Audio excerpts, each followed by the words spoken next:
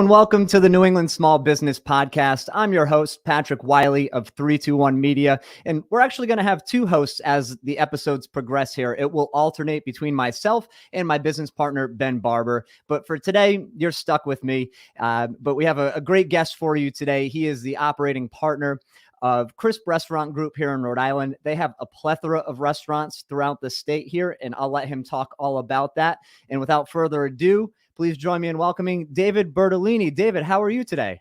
I'm good, Patrick. How are you? Excellent. Thank you so much for joining me. It really is a pleasure. We've been able to work together, with my company, with trivia and in various restaurants that you own and operate. So it's great to be able to sit down with you. Face to face. We're virtual, but I guess we're face to face. Maybe you could just introduce yourself quickly and give us a little bit about yourself to the audience here. Yeah, sure. I'm a Rhode Islander. Grew up in Cranston. Got into the restaurant business after college, and about 10 years ago, ran into one of my partners in downtown Providence, and we established Providence Coal Fired Pizza at 385 Westminster Street, pretty much on a handshake and a verbal agreement. I've been in the business at that point for over 25 years. And just, it was time to break out from the corporate world and try something on my own. I met the right people, brought on some people that I knew that were in the industry. And we started 10 years ago almost to the year, or to the month now. And I've had a successful run there. And it, as you know, has grown into 3 coal-fired pizzas. Also, Barnaby's Public House, which is next door to our Providence location at 385 Westminster. And in November of 2019, we acquired Union Station Brewery downtown, one of the first brew pubs in Rhode Island. Wow, that's extremely impressive. The portfolio of restaurants that you have, and not just the restaurants that you have, but also the locations of the restaurants. You have 3 restaurants in the heart of downtown Providence. Correct me if I'm wrong, Coal Fire in Providence and Barnabys, that's over by PPAC. Is that correct? That's correct. We're about 1 block away from PPAC. Okay. So do you do a lot of specials at those locations prior to shows and things like that? Yeah, we do show specials that we give people an opportunity to have an appetizer, entree, and a nice bottle of wine. Usually service is based around the show, so we try to do our best to get people in, give them a nice meal, good service, and get them out in time for the show. Because those are the nights where everybody, as they say, we're going to the show, so everybody's going, and sure. we gotta get them out of there as fast as possible. No, it's great, and Coal Fired Pizza is, it's your brand, but it's also the type of pizza that you make there. What is it about Providence Coal Fired Pizza that separates itself from your typical pizza place? Yeah, I think what makes us different is the old world type of cooking, which is coal. It's an ancient way of cooking pizza in Italy. The oven itself, when pizzas are cooked in an oven like that, you can't replicate it without having that coal fire in there that gives everything a little smoke flavor to it. Mm-hmm. And, for us, we use a pizza dough that is 77% water because it needs to actually survive in that high heat environment, which is, the air temperature in an oven like that is around 900 degrees all the time. Oh, wow. So pizzas cook pretty fast, and that's what gives it that char and that little blistering on the outside of our pizza. Similar to a wood fire, but definitely not the same, different flavor profile. Sure. So I think that's what makes us different. The dough that we use and the actual heat source that we use. Right. And, it's not just these delicious pizzas. It's also, you have some of the most delicious wings I think I've ever experienced with the onions on top. But, sometimes I like to get the hot peppers thrown in there as well. Was that just an experiment that you guys came up with and you just figured out this amazing recipe? We figured it out in the beginning through some trial and error, but we got it down pretty quick. A good friend of mine was helping us figure it out, and it just worked. And when it comes out of that oven at that high temperature and they're nice and crispy but still have some juiciness to them, mm-hmm. It's simple. It's just simple. It's like we don't mess around too much. We just use simple ingredients and try to cook them the right way. And in a place like Providence is probably going through over 800 pounds of chicken wings a week. 800 pounds a week? Yes. My word, that's unbelievable. Yeah. they're It's a see, lot. they're that good that Rhode Islanders are eating 800 pounds at that one location. It's a Uh, must try for sure. Absolutely. What's a must try at Barnaby's? I've yet to go to Barnaby's. I've looked at the menu. It looks like you cater to a different demographic there with some of the food items that you have on the menu. Yeah, a little more of a vegetarian crowd there, but the big thing there is the brunch. Saturdays and Sundays, our chef there, Jazz, does a great job executing brunch, and our general manager, Leah, she's great up front. And really, the brunch is the focal point there. Show nights too. It's a great place to go have a drink, even after the show, a nice cocktail, Mhm. kind of hang out while the crowd's getting out of town. But Sure. brunch is a real big draw there on Saturdays and Sundays. Awesome. So besides the brunch, say we wanted to go, I love brunch, but say we wanted to go during the week, is there a signature dish on the menu that's a must try, like the wings over at Coal Fire? Yeah, I don't know if there's one thing there. She does a good job of changing it up on a regular basis, so I think there's something new all the time. But it's bar focused. You can get a good sandwich, and they also have entrees. Their salmon dish is actually excellent with the honey and thyme. If you like seafood, but there's also, if you're just looking for wings, they have their own version of wings that are a little more, not the same as Coal Fire. They're more of the sauce and fries type. But Sure. it's a great place to get a drink and get a snack. Awesome. And in 2019, you said you acquired Union Station Brewery, which is, basically right off of Memorial Boulevard there, right near Waterfire. Great location. What were the circumstances leading up to that acquisition?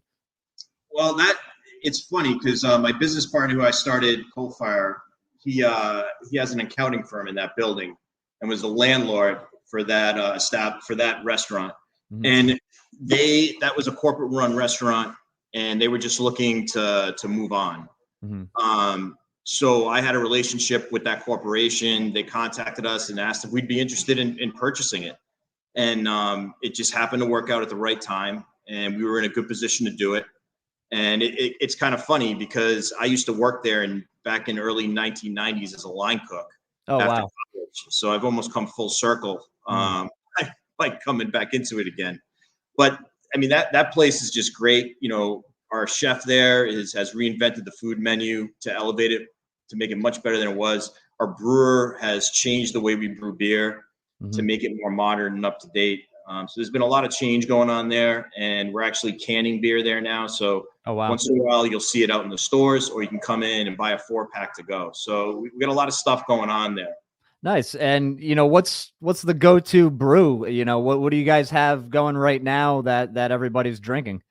Cranston Thug Life, which is a New England I've IPA. seen Cranston Thug Life on social media. I love the name. So you have a lot of unique and catchy Rhode Island themed names to some of these beers, correct? Yeah, one of our partners, Mike, he comes up with some of this stuff, and it's creative and fun, I would say. Yeah, and Mike has been sort of a staple in the Providence scene for some time. I remember back in the day, the first business that I ran, I was promoting local musicians throughout the state, and Mike was heavily involved in promoting shows at, I believe Lupo's, Jerky's when that used to exist. Was he involved with Union Station prior to 2019, or did you sort of vet him out and bring him in after that? Yeah, we came together in 2019 when we picked it up. Very Yep. nice. Yeah, So we came together at the beginning of the yeah, acquisition. yeah, no, that's great. He's well connected in Providence, so I'm sure that's a great fit there. And you said it was great timing in 2019 to acquire this restaurant, but I guess we didn't know that the world was going to shut down a few months later. So what happened there? Obviously you have 4 other restaurants, and you just acquire this one, and then the world shuts down, and nobody knows what's going on. What's the thought process there, and how were you able to navigate that? Yeah, I mean, it was scary in the beginning because nothing like that had ever happened before. That all of a sudden you got to shut your doors. Right. So I mean, we did the best we could. Myself and a couple other people just decided to, like, all right, we got to do something. We got to get revenue going. So we stuck with the to-go business at our Coal Fire locations in downtown Providence and North Kingstown Mhm. to generate revenue. And then as we were generating a little by little, then we opened up Union Station Brewery a few days a week. Then we opened up Barnabys a few days a week. Then we opened up the Westerly Coal Fire a few days a week. And we just slowly tried to reopen as best we could. Sure. And somehow it worked. Like, I don't think any of us really knew had the silver bullet on how to figure it all out. I think it was more of just trial and error and just not quitting and just trying to keep moving forward and hoping that it was going to end at some point.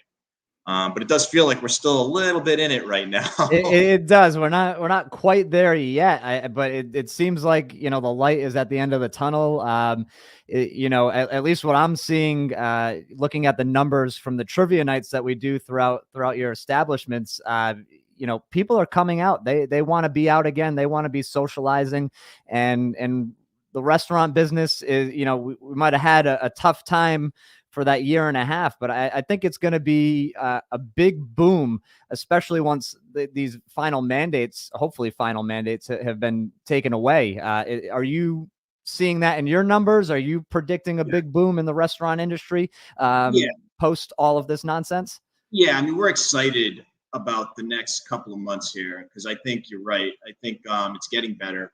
I think people, like you said on those trivia nights, people are coming back out. They want to socialize. They want to go out and enjoy life. And I think it's just going to get better and better as we get into the spring. And when people can sit outside again, when it's not as cold, forget it. I think, hopefully it's going to be gangbusters. And with more conventions and shows coming in downtown Providence, it can only get better at this point. Oh, absolutely. The future's bright for sure. What are the plans for the future for Crisp Restaurant Group? I guess the plans that you're able to talk about. I can't really. We do have something in the works. I just can't really discuss until we finalize some things. Sure. But we plan on continuing to grow. That's a safe answer and a good answer. And no, that's totally fine. I get it. But it is exciting to see local owners growing and expanding and not just owning one shop, but 4 potentially more. I mean, you're employing, how many people do you employ throughout all of your restaurants? I mean, it's over 100 people right now. So you and your partners employ over 100 Rhode Islanders, or, some maybe live in Mass or whatever, but that's unbelievable, for the community. And it's great that you still have over 100 employees when it's been so hard to get people to work. That's another thing that I've been seeing in some of my other restaurants that we're servicing is, sometimes they can't do a trivia night or an event because they just can't handle the volume of people that want to come out because they don't have a line cook or they don't have a dishwasher or whatever the case is. So that's fantastic that you've been able to keep that many people on staff. And I applaud you for that. No, thank you. Yeah, it's been, I gotta thank everybody who works for us because we've had some people who've really stuck by us during this time, and that's huge. No, absolutely. Shout out to Chris Harris. He's Chris is the man. Me and him just click, and he's doing a great job for you guys. Same with Jackie too. Jackie's awesome. She really does a great job in Westerly and I guess now in North Kingstown. But yeah, just an absolute pleasure getting to know all of you. I highly encourage everyone to check out each individual restaurant because they are different. The locations, the menus at Coal Fire are the same, but the locations are different. It's a different vibe. What would you say to somebody who has not been to one of your establishments that might want to try out somewhere new? I would say like the downtown Providence Coal Fired Pizza is definitely a city vibe. It's louder. It's got a lot of energy going on in it. And like North Kingstown or Westerly are a little more family oriented. You can have your kids here and, not worry about the music being too loud and hearing one another. So it just depends on what you're looking for, but we can offer you whatever you need. We got both, we've got high energy and we got mellow energy going on, depending on where you want to go. And then even like Union Station Brewery, it's like that music scene. You got funky music playing, you got cool beer going around, some good snacks. And then the cocktail bar at Barnaby's, go get a high-end cocktail and hang out and have some food and wait till the show gets out. So it's interesting that we have different vibes in all of our places, but it seems to work. No, that's great because, obviously Rhode Island's a very small place and you can have 3 establishments within a square mile of one another and have a different clientele for each of those establishments. So I think it's smart on your part, for sure. And I would be remiss if I didn't let our viewers and our listeners know how generous you folks are. I don't want to keep bringing the conversation back over to me here, but for those who don't know, David and the rest of Crisp Restaurant Group are sponsoring my effort running the Boston Marathon to support the Ronald McDonald House Charities of New England. They are the presenting sponsor for that fundraiser. And I just can't thank you enough. I think it's very important that Rhode Islanders know that you are giving back to the community and you are committed to the community. You're not just here to make a buck. I mean, obviously we're all in it to make a good living, but you are out there walking the walk and talking the talk and giving back to your community. So thank you for that from the bottom of my heart. And I hope people hear this and realize that, and maybe if they haven't been to one of your establishments, maybe they'll give it a try now that they know how community minded you all are. Yeah, it was our pleasure. And honestly, you're going to be doing the hard work because you're going to be running. And so we're just glad we could help you out. And like I said, we're a Rhode Island company. We're all Rhode Islanders who work here, and we want to support each other. And I think it's just a great cause that you raise the money for. Absolutely. Well, David, I want to thank you so much for your time today. It was a pleasure getting to know you a little bit more. Folks, I implore you, please go try out one of their restaurants, Providence Coal Fired Pizza, Barnabys, Union Station Brewery. You won't be disappointed. David, thank you so much, and hope we can do this again sometime soon. Thanks, Patrick. It's been good. Thanks. Thank you.